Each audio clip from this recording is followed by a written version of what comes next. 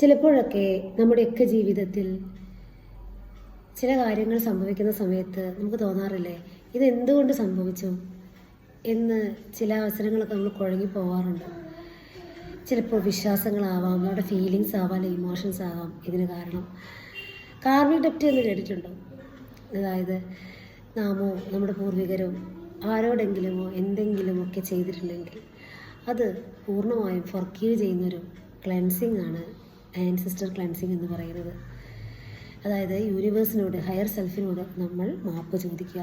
ഇതിന് നിങ്ങൾ ചെയ്യേണ്ടത് ശാന്തമായ ഒരു സ്ഥലത്തിരിക്കുക. ശേഷം നിങ്ങളുടെ കണ്ണുകൾ അടയ്ക്കുക.